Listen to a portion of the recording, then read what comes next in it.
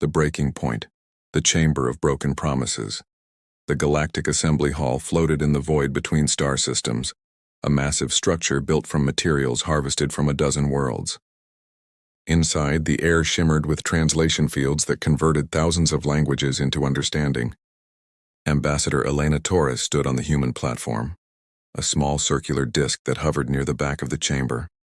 She had stood there for 23 years. Elena was 57 years old. Her dark hair had turned silver at the temples. Lines marked her face, each one earned through sleepless nights and failed negotiations. She wore the simple gray uniform of Earth's diplomatic corps. No medals, no decorations. Humans had learned long ago that displays of military achievement made the other species nervous. Around her, the chamber stretched vast and intimidating. 73 species had platforms here. The largest belonged to the Chromath Empire. Their platform was blood-red crystal that pulsed with inner light. It dominated the center of the chamber, elevated above all others. The Chromath had ruled the galaxy for 300 years. Their word was law. Their decisions were final. Ambassador Thrak Nor lounged on the Chromath platform. He was massive, standing nearly 3 meters tall. His scaled skin was dark purple, almost black. 4 arms crossed over his chest. His eyes were yellow with vertical slits. When he smiled, rows of crystalline teeth caught the light. Elena had seen that smile many times. It never meant anything good. The price of peace beside Elena stood Commander Marcus Wade. He was her security chief, though everyone knew that title was a polite fiction. Marcus was intelligence. He was military. He was the person who reported directly to Earth Command while Elena handled the diplomatic theater. Marcus was 42, lean and scarred. He wore civilian clothes, but he moved like a soldier. His eyes constantly scanned the chamber, cataloging threats, measuring distances, calculating angles of attack. Old habits from a life Elena suspected she didn't fully know about. "They're laughing again," Marcus said quietly. His voice barely carried over the translation field hum. Elena didn't need to look. She could hear it. The Chromath delegation was sharing some joke. Other species joined in, their platforms lighting up with sounds that the translation fields converted into laughter. They were laughing about New Terra. Elena's hands tightened on the rail of her platform.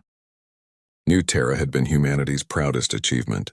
A colony world in the Beta Sector, home to 4.7 million humans. They had built cities there, schools, parks where children played under alien suns. They had followed every regulation, filed every form, paid every tax the Chromath demanded. 3 weeks ago, Chromath warships had appeared in orbit. They said New Terra was in a restricted military zone. They said humans had no right to be there. They said it was a security concern. Then they fired. Elena had watched the recordings. Everyone on Earth had watched them. The recordings showed peaceful cities, families eating dinner, students studying for exams. Then fire from the sky, plasma weapons turning buildings to ash, kinetic strikes shattering the Earth itself, orbital bombardment that lasted 6 hours. When it ended, New Terra was a graveyard. 4.7 million dead. Not soldiers. Not militants, civilians, children, the elderly, scientists, teachers, artists, gone. The theater of justice mediator Kelvex, Elena said, her voice carrying across the chamber. "I request the floor." The mediator was a Silurian, a species known for their neutrality. Kelvex resembled a floating mass of tentacles surrounding a central eye. The translation field made its voice sound gentle, almost sad. "Ambassador Torres, you have the floor. Please present your case." Elena activated the central hologram. Images filled the space above the assembly. New Terra before. Green and beautiful. Cities gleaming. Then New Terra after. Gray ash smoking ruins. Mass graves. "Members of the assembly," Elena began. 23 years ago, I stood here and promised that humanity would be a good member of this galactic community. We have kept that promise. We have followed your laws. We have respected your customs. We have paid our fees. We have never once raised weapons against another species." She paused. "Let the images sink in. This is what we received in return. 4.7 million civilians murdered. No warning, no trial, no justice. The Chromath Empire claims this was a security operation. I ask this assembly, what security threat did teachers pose? What danger did children represent?" Silence filled the chamber. Some species looked uncomfortable. Most looked away. This was the pattern Elena knew too well. Sympathy without action, Concern without consequences. Thraknor rose from his platform, his forearms spread wide in a gesture that looked almost welcoming. Ambassador Torres speaks with great emotion, he said. His voice was deep, resonant. This is understandable. Humans are young, emotional, they do not yet understand galactic realities. He gestured and his own hologram appeared. It showed star maps, territory lines, military zones marked in red. New Terra was established in clear violation of Chromath security space. We sent warnings, 74 official notices over 15 years. Humanity ignored them all. We had no choice but to act. Those notices were sent to expired addresses, Elena said sharply. We responded to every legitimate communication. We have the records. Records can be falsified, Thraknor said smoothly. The Chromath Empire does not falsify. We are honest. We are direct. Unlike some species who hide behind words and paperwork. Other species murmured, some in agreement. The Chromath had many allies. They provided protection. They offered trade advantages.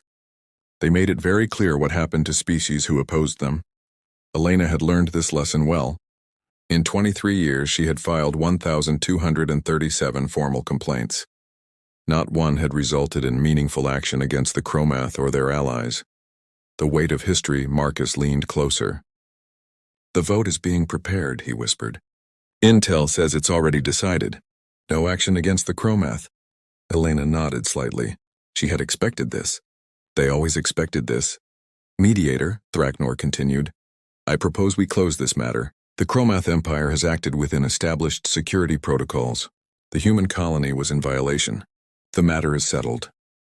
I second the motion, called out Ambassador Velkresh of the Harkony. They were Chromath allies. They always were. Kelvex's central eye rotated toward Elena. Ambassador Torres, do you have any final statements before we vote? This was it. The moment Elena had prepared for. The moment she had dreaded for 23 years. She thought about her daughter on Earth, about her grandchildren who would grow up knowing that 4.7 million humans had been murdered and the galaxy had done nothing. She thought about all the complaints she had filed, all the rules she had followed, all the times she had swallowed her pride and bent her knee and spoken softly, because that was what diplomats did. She thought about something her grandmother had told her once. Her grandmother had been a soldier in the Unification Wars. She had seen Earth at its worst, when humans turned their weapons on each other and nearly destroyed themselves. We learned to be peaceful, her grandmother had said, because we were too good at war.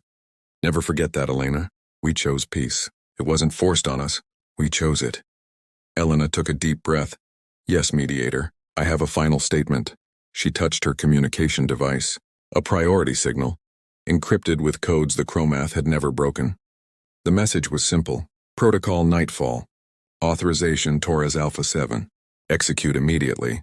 On her platform display, a confirmation appeared. Earth Command had received the message. The vote was unanimous. All protocols authorized. Elena looked directly at Thraknor. For 75 years, humanity has been part of this assembly. For 75 years, we have chosen peace. We have followed your rules. We have bent to your demands. We have accepted insults, theft, and abuse because we believed in this system. She gestured at the images of New Terra still floating in the chamber. You have shown us that this system is a lie. There is no justice here. There is only power. The strong do what they want. The weak suffer what they must. Thraknor laughed. Finally, the human understands. Yes, this is the way of the galaxy. Adapt or die. These are the only rules that matter. You're right, Elena said quietly. I do understand now. And I want to show you something. She activated a new hologram. This one showed Earth. But not the peaceful Earth the assembly knew. This Earth was burning, cities in ruins, mushroom clouds rising into toxic skies, billions dead.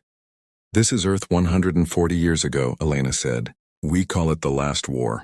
We had discovered nuclear weapons. We used them on each other. We nearly destroyed ourselves. 3 billion humans died. Our planet was poisoned. Our civilization collapsed. The images changed. Showed the aftermath. The desperate survivors. The slow rebuilding. The unification wars that followed as scattered human factions fought over the scraps. We were very good at killing each other, Elena continued. We had practiced for 10,000 years. We had weapons that could end worlds, tactics that could break empires. We were the most dangerous species on our planet, and we turned all that danger on ourselves.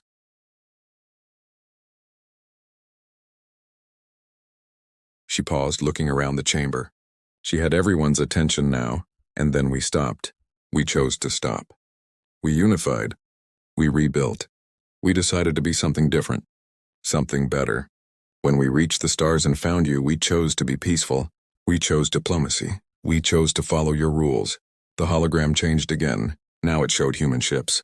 But these ships looked wrong. They were cargo vessels, mining ships, research platforms. The assembly had seen them all before.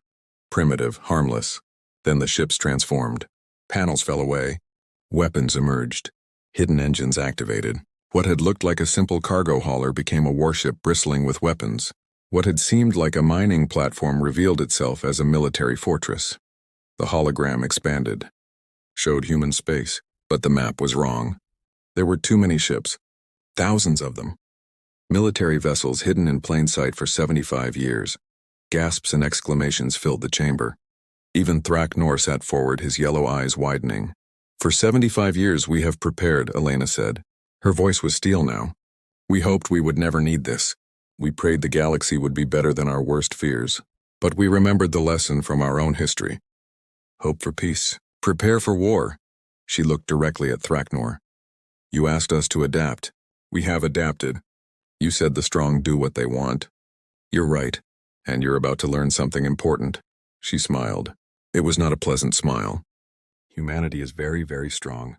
We've just been polite about it. The countdown begins. Thraknor stood, all forearms gesturing dismissively. This is deception, trickery. Your ships are still primitive. Your weapons are outdated. You think you can threaten the Chromath Empire? I'm not threatening, Elena said calmly. I'm informing. You have 48 hours. 48 hours for what? To withdraw all Chromath forces from human space, to pay reparations for New Terra, to submit to an independent tribunal for war crimes. Elena's voice was flat, emotionless. If you do these things, we can still choose peace. Thraknor laughed. It was a booming sound that echoed through the chamber. Other Chromath delegates joined in. Even some of their allies laughed. Or what? Thraknor demanded. You'll file another complaint? You'll write another strongly worded letter? Humans talk. That's all you do. That's all you can do. Elena was quiet for a long moment. She thought about New Terra, about 4.7 million people who would never laugh again, never see another sunrise, never hold their children. No, she said softly. We tried talking. We tried your way, peace, diplomacy, rules that only apply to the weak. For 75 years we tried. She looked around the chamber one last time, at the species who had watched human suffering and done nothing, at the allies who had enabled Chromath brutality, at the mediators who had pretended justice mattered while power was the only currency that counted. Now you'll meet the other side of humanity, Elena said. The side we tried very hard to leave behind. The side that learned warfare for 10,000 years. The side that built weapons to crack planets and strategies to break empires. She deactivated the hologram. The images of human military might vanished, leaving only the memory of their existence. 48 hours, Elena repeated. I suggest you use them wisely. She turned and walked off her platform. Marcus followed her. Behind them, the chamber erupted into chaos. Species shouting, Chromath delegates demanding action, mediators calling for order. Elena didn't look back. In the human quarters, Marcus finally spoke. They won't comply. The Chromath never back down. I know, Elena said. She sat at her desk and pulled up a secure communication line. Her hands were steady now. After 23 years of shaking with suppressed rage, they were finally steady. Then we're really doing this, Marcus said. Protocol Nightfall. Total war. Elena thought about her grandchildren on Earth. About a future where they could live without fear. About a galaxy that would finally understand that human patience had limits. We tried peace, she said. We tried for 75 years. We followed their rules.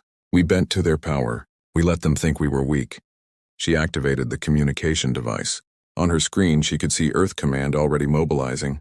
Fleets moving into position. Weapon systems powering up. Soldiers who had trained their entire lives for a war they hoped would never come, now preparing to fight. They chose this, Elena said.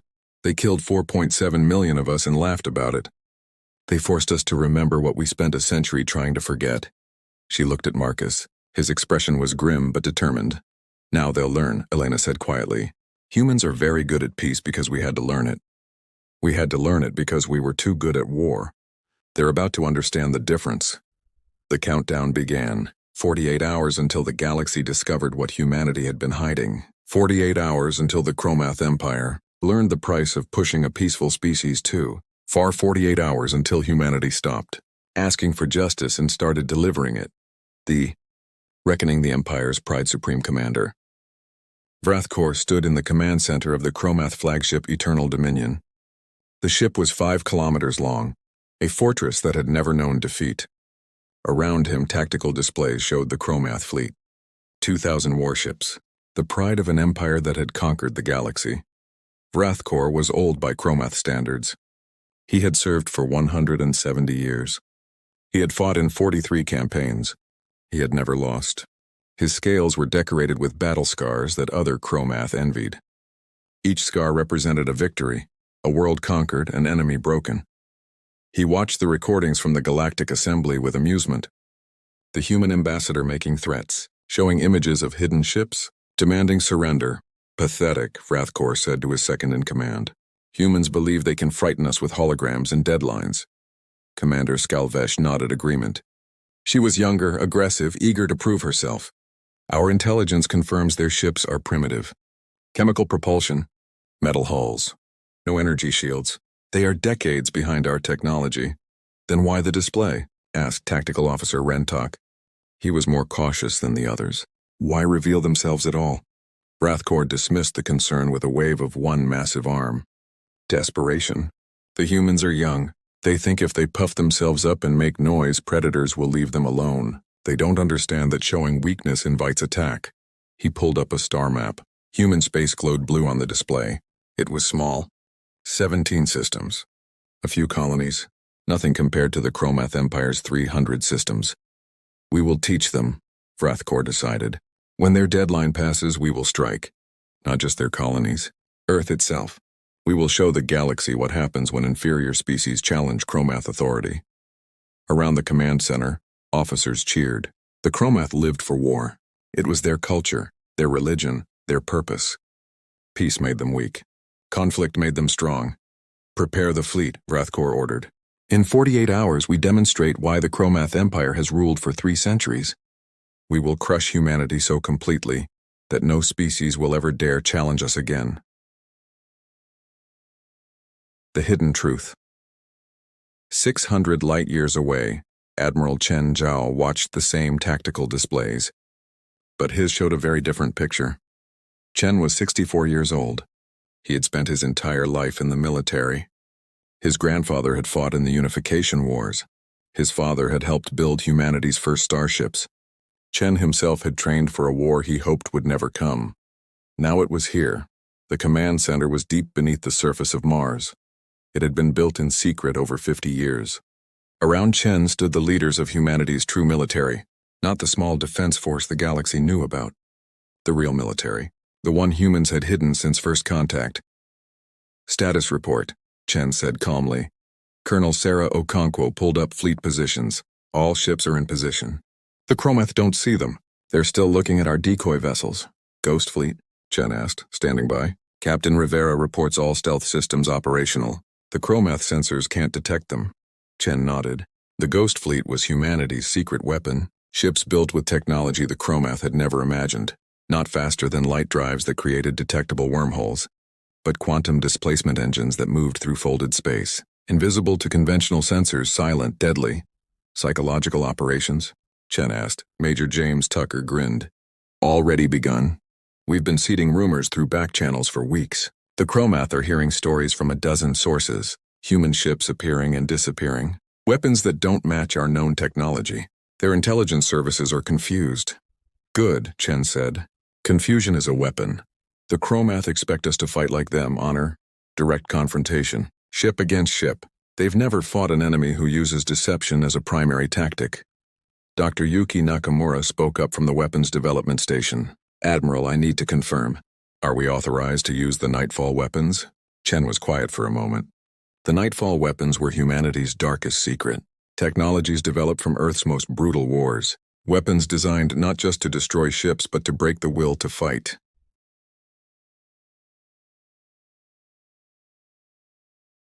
Only if necessary, Chen said. Our goal is to end this war quickly with minimum casualties. We show overwhelming force. We demonstrate that continued fighting is suicide. Then we offer terms. And if they don't surrender? Okonkwo asked. Chen's expression hardened. Then we show them why Earth unified. Why we spent a century learning to control our violent nature. We show them what happens when that control is removed. On the main display, a countdown appeared. 43 hours remaining. The first strike, the Chromath supply convoy moved through the outer rim.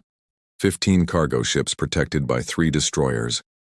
They carried ammunition, food, replacement parts. Everything needed to sustain the Chromath fleet. The convoy had made this run 100 times. The route was secure.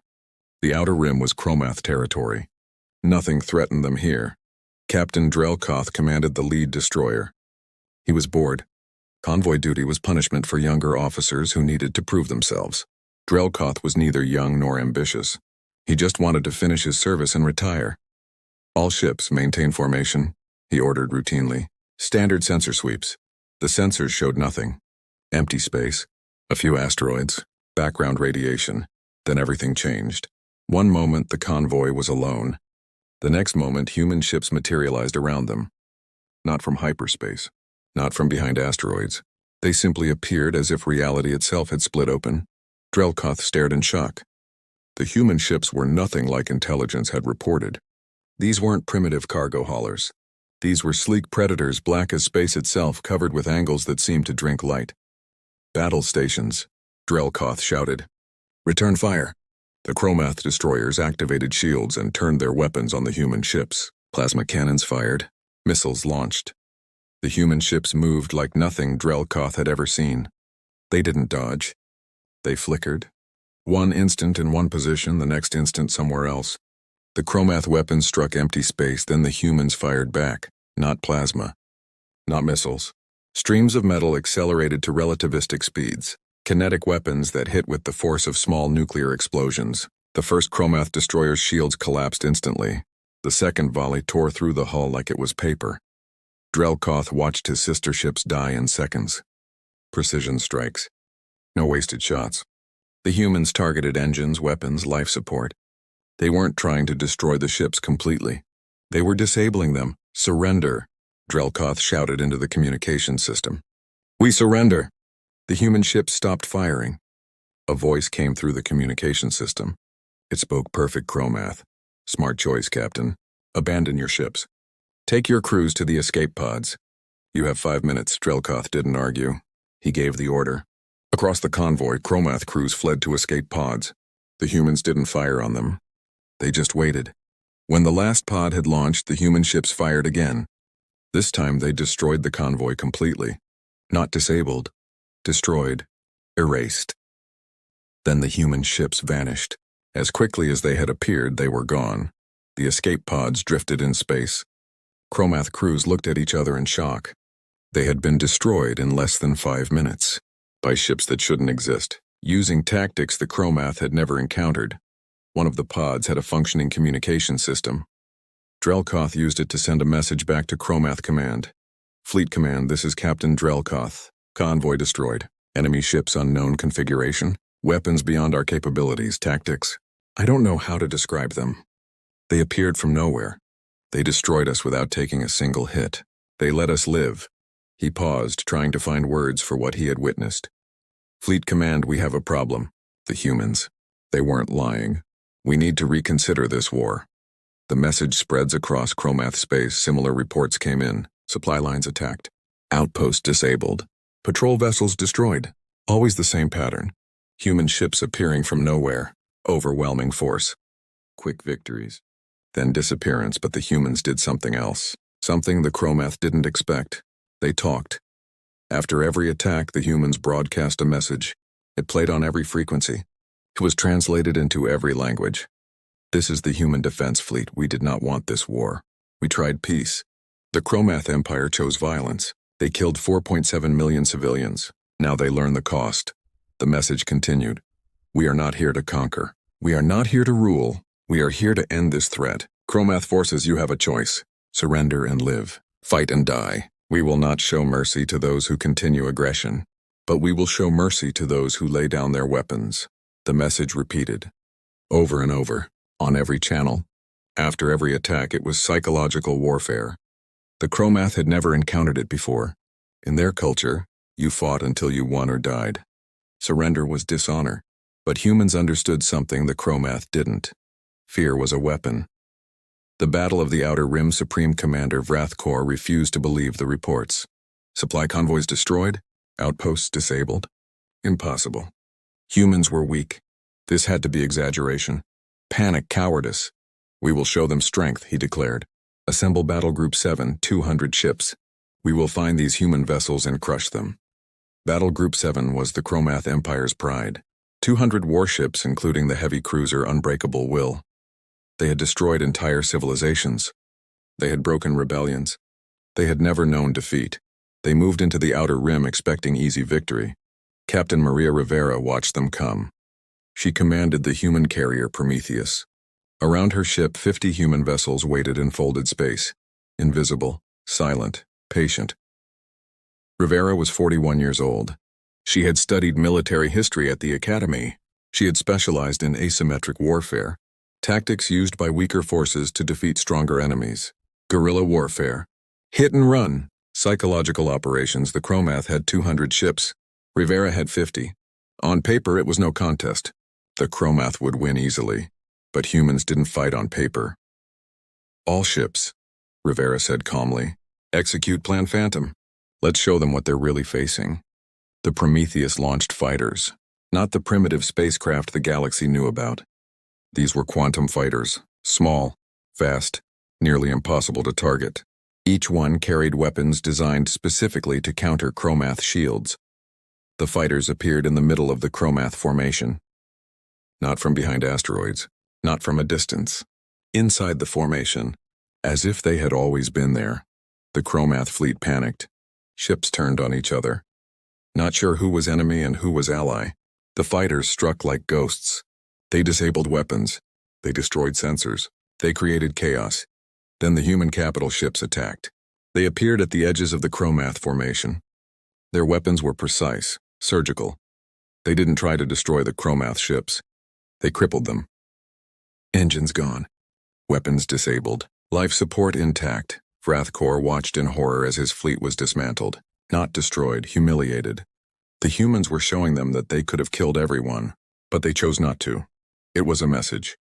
We are better than you. We are stronger than you. We are more advanced than you. And we are showing mercy. All ships retreat, Vrathkor ordered. Fall back to defensive positions. But there was nowhere to fall back to. The human ships surrounded them. 68 Chromath vessels disabled, the rest trapped. Then a communication came through. A human voice speaking Chromath. Supreme Commander Vrathkor. This is Admiral Chen Zhao of the Human Defense Fleet. Your force is defeated. You have two choices. Surrender your ships and crews will be treated with dignity, or continue fighting and be destroyed. You have 5 minutes to decide. Vrathkor looked around his command center, at officers who had never known defeat, at warriors who believed Chromath were superior to all other species, at a proud empire watching its mythology crumble. He thought about the 170 years he had served, the 43 campaigns, the belief that Chromath's strength was absolute. Humans had destroyed that belief in one battle. We surrender, Vrathkor said quietly. The words tasted like poison, but the alternative was death for everyone under his command. The galactic shift news of the Battle of the Outer Rim spread across the galaxy in hours. The Chromath Empire, undefeated for 300 years, had been crushed, not by a larger force, not by superior numbers, by strategy, by technology, by tactics the galaxy had never seen. Species that had lived under Chromath domination for centuries watched in amazement. The seemingly weak humans had done the impossible. They had challenged the Empire and won, but humans did something even more surprising. They stopped. After the Battle of the Outer Rim, human forces did not advance. They did not press their advantage. They did not invade Chromath space. Instead, Ambassador Elena Torres returned to the Galactic Assembly. Elena stood on her platform. She wore the same simple gray uniform, But everything about her presence had changed. She was no longer a petitioner begging for justice. She was a power demanding respect. "Members of the Assembly," Elena said. Her voice was calm. "Humanity did not want this war. We tried peace for 75 years. The Chromath Empire forced us to remember what we had left behind." She looked around the chamber.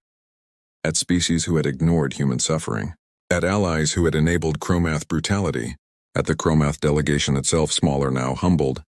"We have demonstrated our capabilities. We could continue this war. We could destroy the Chromath Empire completely. We have the technology. We have the strategies. We have proven we are capable," she paused. "But we won't, because that's not who we are. We didn't fight this war to conquer. We fought to survive, to protect ourselves, to show the galaxy that we will not be victims." Elena activated a hologram. It showed the treaty terms humanity was offering. The Chromath Empire will withdraw from all human space. They will pay reparations for New Terra. They will submit to an independent tribunal for war crimes. In return, we will not invade their territory. We will not seek revenge. We will allow them to maintain their sovereignty. She looked directly at where Thrak-Nor had once sat. A different ambassador was there now, younger, less arrogant. "We are offering peace, not because we have to, but because we choose to. This is humanity's strength. We can fight, we can destroy, but we prefer to build. We prefer to create. We prefer to live in a galaxy where different species cooperate instead of dominate." Mediator Kelvek spoke carefully. "And if the Chromath refuse these terms?" Elena's expression hardened. "Then we will finish what they started. We tried their way. Peace through weakness, it failed. Now we offer peace through strength. The choice is theirs." The chamber was silent.